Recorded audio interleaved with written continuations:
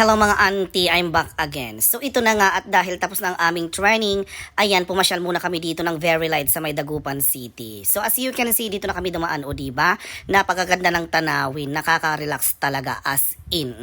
Nag-perfect.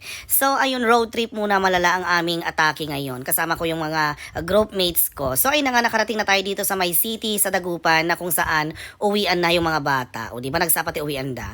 So ayun, napag-isipan namin na dito na kami magdi-dinner sa Uson Pigar. Uson ba yan or Uson? I don't know. Correct me if I'm wrong. So ayun, dito na kami magdi-dinner daw kasi nga ay na puro food trip kami malala. Gala, road trip, food trip, inyapay nga. Kat atan ati ko amin. Awan yung tidayo tino kastuyan. Ay na basapay mo ni best ko ni latan. So ito na yung atake ko ay na awan pati kwa ditan panty ko sa di pepet ko. Pero actually, nakasuot naman ako ng padding dyan. So, yung nude na padding. O, diba? Nag-perfect. At dahil, ayan na nga, naka-order na kami. Ayan, ganda-gandahan kahit Hagardo Versosa na tayo. Ayan, kasama ko si Best Jeff, si GP, si Grace, and of course, si Ces Feli. Ay na mga anti-maloka. Kasla ko ni. Nga guo yung aso tayo tsura di tayo. Awan ti make-up ko. So, ayun na nga, ready na kami kasi nga paparating ang aming orders, ganyan. So, nag-ano na kami ng sausawan kasi ang aming ulam is pigar-pigar. Ay na, nagpakit tayo mo ni BFF ko. So, nag-order din si Ces Feli ng kaliskas. Ayan na nga siya. So, nung pagkatikim ko ng kanyang sabaw, ay na, Diyos ko, hamang amakuan, may ruso ko ta nagperme matapaganda. Of course, makapalang ating mukha, ayan, pinapalitan natin at dinagdagan naman. Ayan, thank you so much po sa Uson or Uson po na restaurant dyan sa may Dagupan City. So, ito na nga yung, kakainin namin ay napaubos na. Kasi kami lang nabisinan na Korea.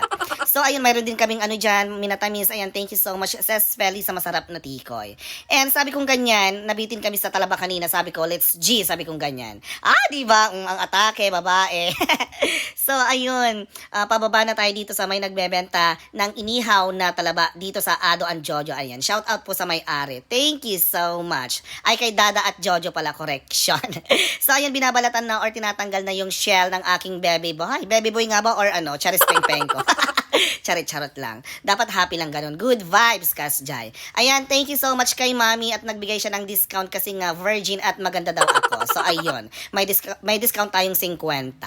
So, ayun na nga dito na iihaw. And of course, ang aming Jumasang kay JP, thank you so much. So, ito na nga iihaw na natin for the vlog, for the content. Ganon. Kailangan ko munang umarte, magmaganda, ganyan. Diba? Akala mo galing Maynila.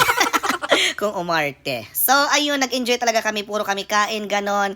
Ay, na magustuhan ang atal talaga. Ayan, sa mga naghahanap po ng masarap na talaba, ayan, arat na po kayo dyan sa may Binmali, kay Dada and Jojo. As in, nagkremas. Nagnanam nagraman, nga kasla nga buto ko kunaman.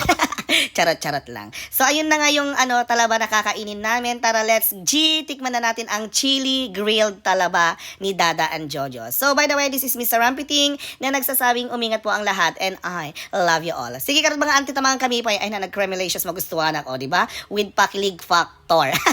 Diyos ko, nabulunan pa si Ces Feli dyan. So, yun lang. Mwah.